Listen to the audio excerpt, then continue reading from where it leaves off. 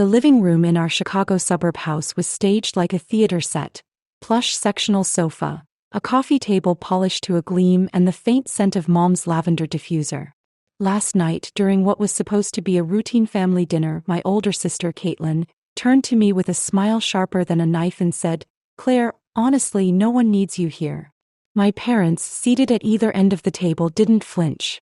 Dad's eyes stayed on his phone. Mom nodded almost imperceptibly as if Caitlin had just stated the weather. I didn't shout or cry.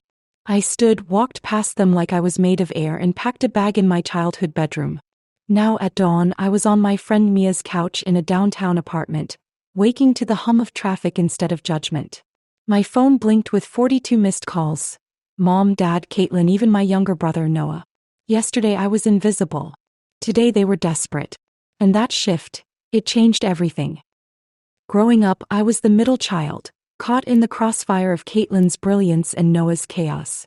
Caitlin was the family's son, valedictorian, med school bound, her face on every local news article about youth success.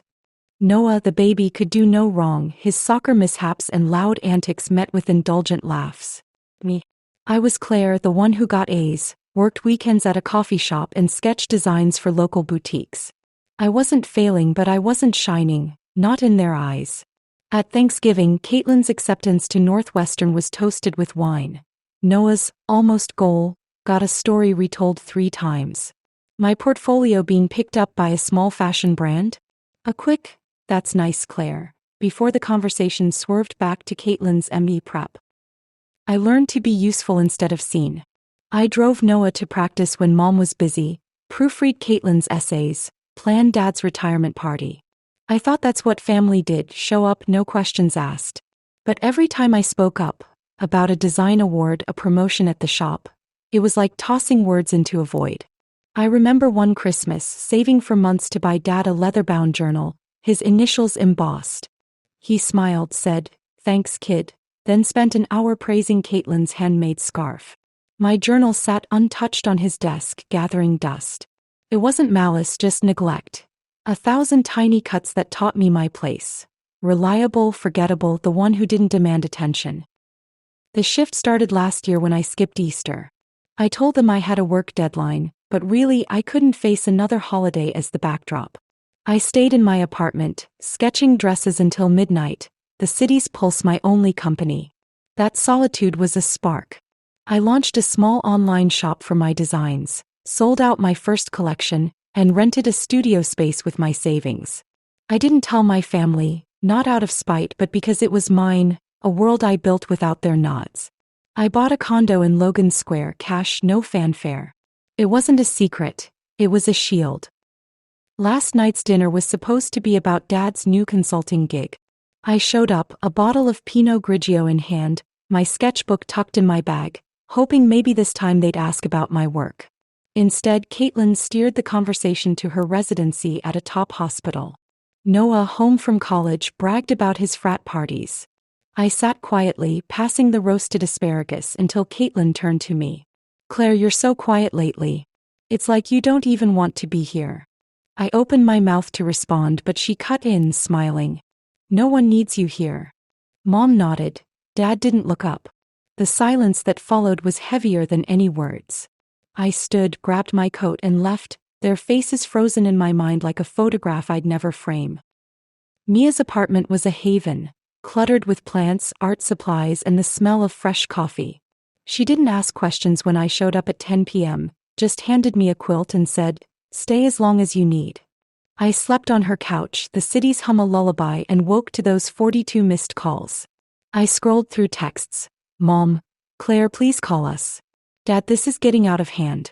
Come home. Caitlin, you're overreacting. We didn't mean it like that." Then one from Noah. "Something's up with Caitlin. Call me." My chest tightened. What was wrong? Why did they suddenly need me? I didn't reply, not yet. I sipped Mia's terrible instant coffee, staring at the notifications piling up. For once, I wasn't running to fix their mess. I wanted to know what broke when I walked away. The story's getting more and more interesting, isn't it? Don't miss out on what happens next. Hit that subscribe button right now and turn on notifications. Let's see what other challenges await our hero. The morning light filtered through Mia's apartment blinds, casting stripes across the hardwood floor. My phone, still buzzing with notifications, sat on the coffee table like a live wire. 53 missed calls now. Mom, Dad, Caitlin, Noah, even a few from Aunt Lisa who rarely got involved. I sipped Mia's instant coffee, the bitter taste grounding me as I scrolled through the texts. Noah's message stood out. Something's up with Caitlin. Call me. I hadn't replied, not yet. Last night my family had let Caitlin's words, "No one needs you here," hang in the air like a verdict. Now they were scrambling and I wasn't rushing to their rescue. I'd spent years being the one who fixed things, who stayed quiet to keep the peace. Today I let them wait. Mia shuffled in, offering a bagel. "You good?" she asked, her eyes soft but sharp. I nodded. Getting there. My phone pinged again, a voicemail from Caitlin. I didn't play it. What did they need me for, and why was I suddenly indispensable? By noon I couldn't ignore the flood anymore. I opened Noah's text thread and typed, "What's going on?" His reply came in seconds. "Caitlin's in trouble. Her hospital's investigating her for falsifying records. They need a character witness and you're listed on her residency application. Call me." My heart skipped. Caitlin, the golden child caught in a scandal? And me, the invisible sister, as her lifeline? The irony was sharp, almost sweet. I didn't call Noah. Instead, I texted Mia, who was at her art studio. "Need a ride to the coffee shop. Can you swing by?" She replied with a thumbs up. I needed a neutral space to think, to decide how, or if, I'd step into their chaos. At Broodhaven, a cozy spot with mismatched chairs and the scent of roasted beans, I met Noah. He looked younger than his 20 years, his hoodie wrinkled, eyes darting. "Claire," he said, sliding into the booth, "you've got to help Caitlin. The hospital's threatening to suspend her. They need you to vouch for her, say she's trustworthy." I stirred my latte, letting his words settle. "Why me?" I asked. Noah shifted, uncomfortable. "You're on her application as a reference from when she applied 3 years ago. Nobody else in the family's listed." I laughed, short and dry. "So, I'm useful now? After she said no one needs me?" Noah's face flushed. "She didn't mean it like that. She was stressed, you know how she gets." I leaned forward. "I know exactly how she gets. And you all let it happen." Noah looked away, his fingers tapping the table. "Look, I'm sorry. We all messed up. But this is serious, Claire. She could lose everything." His voice cracked, and for a moment I saw the kid brother who used to sneak me cookies when Mom wasn't looking.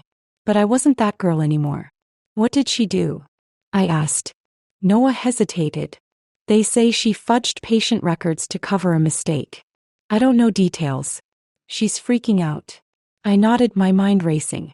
Was Caitlin desperate enough to ask for my help directly, or was this another family setup? And why was Noah the messenger? "I'll think about it," I said, standing. "Wait." Noah grabbed my wrist. "Mom and Dad are a mess too. They're saying you're punishing us." I pulled my hand free. "I'm not punishing anyone. I'm just done being your spare tire." Back at Mia's, I checked my bank account, the one I'd shared with Mom for years, holding $1,200 for family emergencies like Caitlin's car payment or Noah's dorm fees. I'd always covered it, no questions asked. Now I transferred every dollar to my personal account and closed it. The confirmation email felt like a door slamming shut. An hour later, Caitlin called. I let it go to voicemail. Her voice was tight, almost breaking. "Claire, I know you're mad, but I need you. The hospital won't budge without your statement. Please call me." I deleted it. She didn't get to rewrite the script now. The next day, I drafted an email to the family group, BCCing Mia and Aunt Lisa. Subject: last night. "Hi all, let's be clear. I've paid for Caitlin's car, $700, Noah's textbooks, $400, and Mom's charity gala tickets, $300, over the years. I've built a design business, bought a condo, and won awards, all without your notice.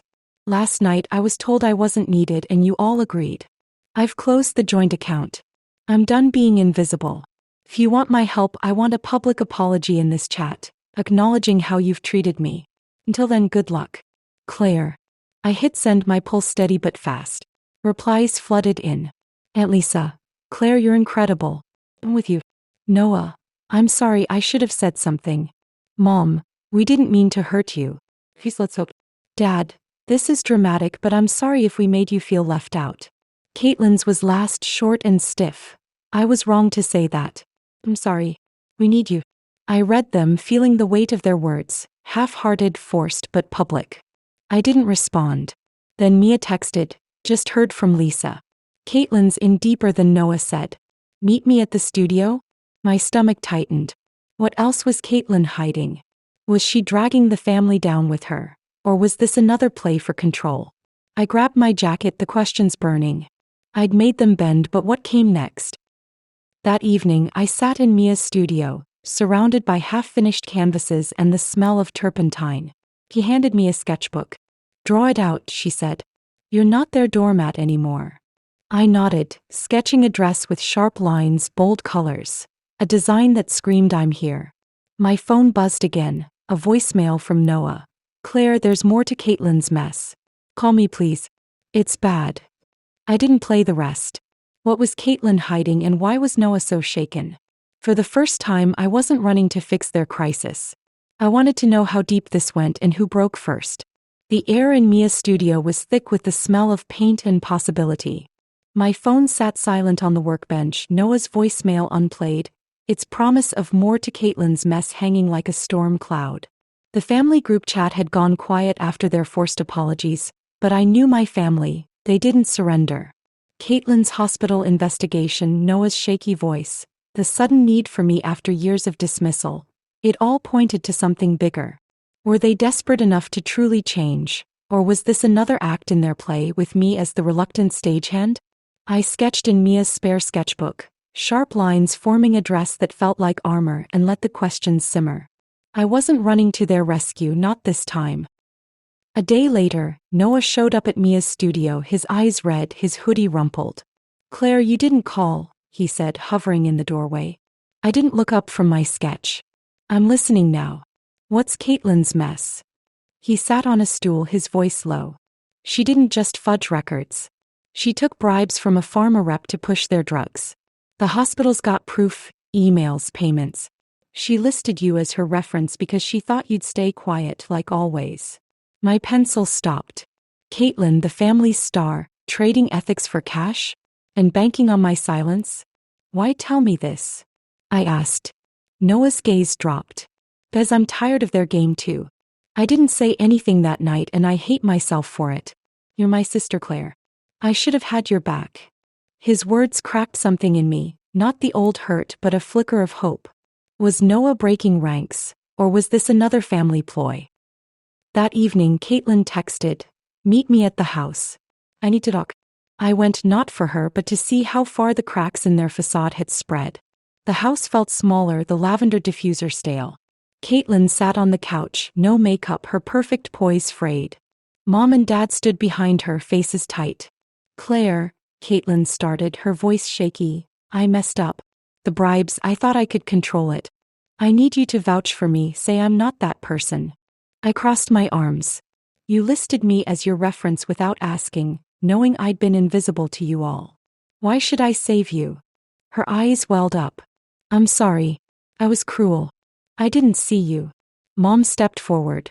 We all failed you, Claire. We're sorry. Dad nodded, his voice gruff.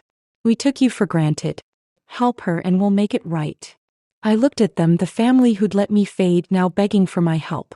I'll think about it, I said and walked out, their silence heavier than mine. Mia met me at Brood Haven the next morning. You're not their fixer, she said, sliding me a coffee. What do you want? I stared at the steam rising from the mug. I want them to see me, not just need me.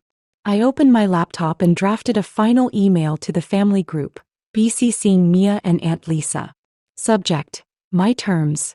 I'll vouch for Caitlin but not for free. I want a public post on your socials. Each of you, acknowledging my design business, my condo, my life, and how you overlooked me. No vague apologies. Name what you did. Then I'll talk to the hospital. If not, you're on your own. Claire. I hit send, my heart steady. Mia grinned. That's my girl. Replies came within hours. Mom posted first, a photo of my latest dress design. We've overlooked Claire's incredible talent and strength. I'm sorry for not celebrating her enough. Dad's was stiffer. Claire's built a business and a home on her own. I failed to see her. I'm proud. Caitlin's was raw. I took Claire for granted, dismissed her to feel bigger. She's more than I ever gave her credit for. Noah's was simple. My sister Claire's a badass.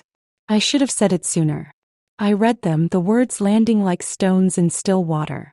They weren't perfect, but they were public, visible to their friends, their colleagues. For once, I wasn't in the shadows. I went to the hospital, gave a measured statement. Caitlin's capable of better. She made a mistake. I didn't lie or overpromise. The hospital took my words, but Caitlin still faced suspension. She texted later. Thank you. I'm trying to fix this. I didn't reply. My job was done. Back at my condo, I found a package from Aunt Lisa. A sketch I'd drawn at 15, a dress with bold lines. Her note read, "Your mom would have loved this. Keep shining." I pinned it above my desk, next to a photo of me and Mia at her studio. The girl who'd sat silent at family dinners was gone. Weeks later, I moved my design business to a bigger studio, my dresses now in local boutiques. Noah visited, bringing coffee and an apology that felt real. "I'm applying to art school," he said, shy.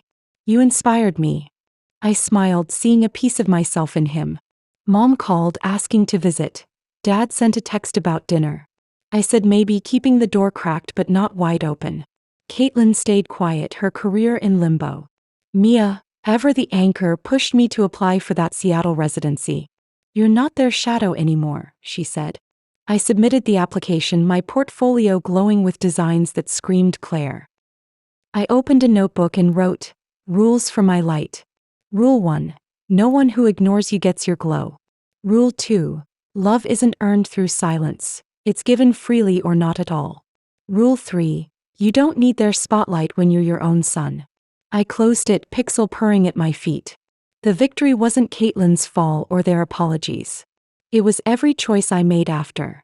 Every no, every boundary, every sketch that carried my name. I'd walked away from their table, and in doing so, I'd built my own, one where I was never invisible. Hey everyone. Thanks for tuning into the Revenge Tempest channel. If you love this story, please hit that subscribe button and join our amazing community. Drop a comment below letting us know where you watched us from. Your support keeps us going. Stay tuned for more epic tales.